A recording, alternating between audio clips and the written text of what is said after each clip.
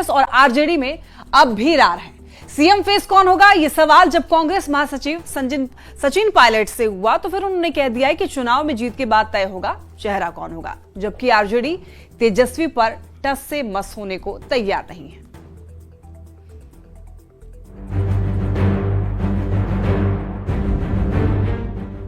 तेजस्वी यादव बिहार में महागठबंधन का सबसे बड़ा चेहरा है। 3 दिन पहले तेजस्वी ने भरे मंच से खुद को मुख्यमंत्री का चेहरा बताया था। कांग्रेस को बात नागवार गुजरी। दिल्ली से आए कांग्रेस के बड़े नेता सचिन पायलट ने पाटलिपुत्र में कदम रखते ही कह दिया कि मुख्यमंत्री पद का चेहरा चुनाव के बाद तय होगा। मैंने आपको पहले कहा, जब अधिसूचना जारी होगी, हमारा गठबंधन है और हम लोग मजबूती से चुनाव लड़ेंगे। चुनाव की घोषणा के बाद चुनाव लड़ा जाएगा, बहुमत आने के बाद निर्णय हो जाएगा कौन किस पद पर बैठेगा। आइए अब सुनाते हैं तेजस्वी ने 3 दिन पहले क्या कहा था। जब महागठबंधन राष्ट्रीय जनता दल की सरकार बनेगी, जब आप अपने बेटा भाई तेजस्वी को आशीर्वाद दीजिएगा और जिस दिन मुख्यमंत्री बनेगा, तेजस्वी आप लोग को बसाने का काम करेगा।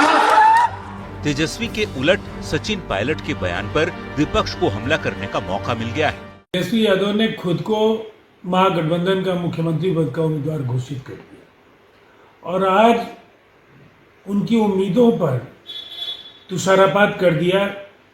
कांग्रेस के वरिष्ठ नेता सचिन पायलट होने वाला कांग्रेस आज राजद के ही युवराज पे प्रश्न खड़े कर रहा है। राजद इस कारण से बौखलाई हुई। पर महागठबंधन के नेताओं का कहना है कि कहीं कोई दिक्कत नहीं है। मुख्यमंत्री का चेहरा 2020 में श्री तेजस्वी यादव जी ही हमारे थे और 2025 में भी श्री तेजस्वी यादव जी ही मुख्यमंत्री का चेहरा हैं। इसमें कहीं कोई किसी को कंफ्यूजन में नहीं रहना चाहिए। 2020 में तेजस्वी यादव महागठबंधन का चेहरा थे। इस बार भी आरजेडी की ओर से ये साफ कर दिया गया है कि तेजस्वी ही इस बार भी चेहरा होंगे।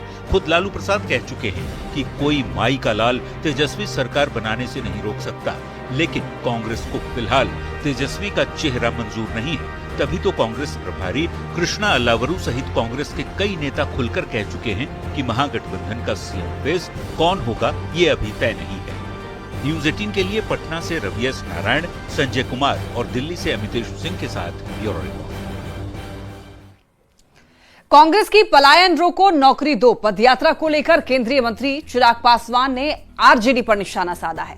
चिराग पासवान ने कहा है कि महागठबंधन में वर्चस्व की लड़ाई चल रही है और पलायन को लेकर कांग्रेस की जो चिंता है वही हमारी भी है, लेकिन यह भी देखा जाना चाहिए कि पलायन की समस्या कब से शुरू हुई।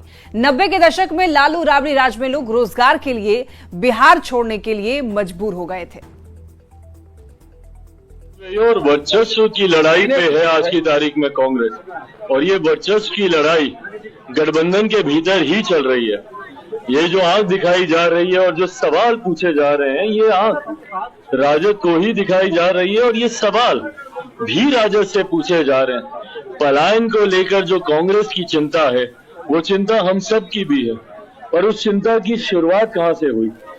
याद करें 90 का वो दशक।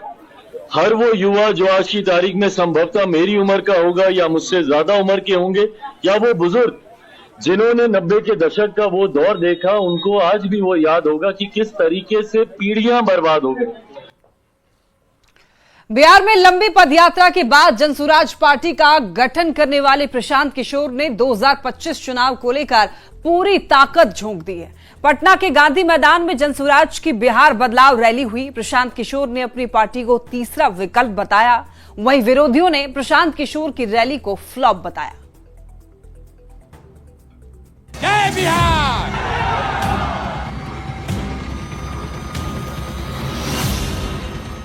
प्रशांत का अर्थ होता है शांत रहने वाला, स्थिर रहने वाला, लेकिन प्रशांत किशोर अपने नाम के उलट बिहार की राजनीति में बदलाव का संकल्प लेकर आए हैं। लंबी पदयात्रा के बाद प्रशांत किशोर ने जनसुराज के नाम से पार्टी बनाई और अब वो चुनावी राजनीति में दस्तक दे चुके हैं। प्रशांत किशोर ने विधानसभा चुनाव 2025 के लिए पूरी ताकत झोंक दी है। पटना के गांधी मैदान में जनसुराज की बिहार बदलाव रैली हुई।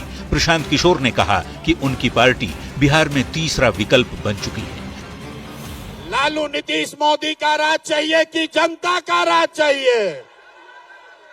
तो जनता का राज चाहिए तो मेरे भाई 6 महीने के लिए कमर कस लो और अपने इस बेटे अपने भाई पर भरोसा रखिए। नवंबर में आपको नई सरकार बनाकर, जनता की सरकार बनाकर देंगे।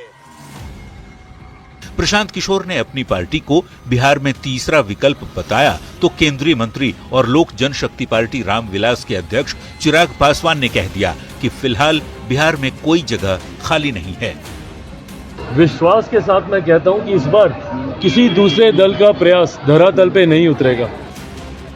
तो जेडीयू के पूर्व अध्यक्ष और केंद्रीय मंत्री ललन सिंह ने प्रशांत किशोर पर तंज कसते हुए कहा कि उपचुनाव में ही इनकी हवा निकल चुकी है, जो बची है वो भी जल्द निकल जाएगी। बहुत बढ़िया है, रैली करते रहे, टाइम टाइम फीस हो जाएंगे। हवा तो ऐसे ही निकल गया, 2 उपचुनाव लड़े थे ना, तो हवा निकल गया ना उनका, और आगे भी जो बचा है निकल जाएगा। अपने चुनावी रणनीति का पूरे देश में लोहा मनवा चुके बिहार में खुद के लिए राजनीतिक जमीन तलाश रहे हैं। प्रशांत किशोर की पार्टी अपनी पहली लड़ाई यानी उपचुनाव में तो बहुत कुछ नहीं कर पाई, पर अब आने वाले विधानसभा चुनाव में पता चलेगा कि प्रशांत किशोर की पार्टी बिहार में तीसरा विकल्प बन पाई या नहीं। फिलहाल पटना की रैली में भीड़ को लेकर सियासत खूब हो रही है। कई लाख लोगों को आज हमसे मिलने नहीं दिया है, तो इसका खामियाजा इनको भुगतना पड़ेगा। आज से 10 दिन के अंदर, आज आप अपने घर से आए हैं, 10 दिन के अंदर मैं यहां से यात्रा पर निकलूंगा और आपके घर, आपके गांव आऊंगा। ये हमको रोक नहीं सकते हैं। न्यूज 18 के लिए पटना से संजय कुमार, रजनीश कुमार और लखीसराय से राकेश कुमार के साथ ब्यूरो रिपोर्ट।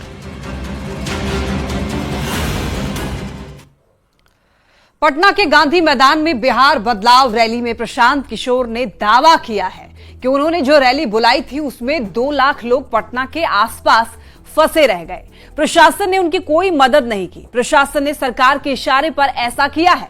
प्रशांत किशोर के इस बयान पर राजनीतिक दलों ने भी तंज कसा है।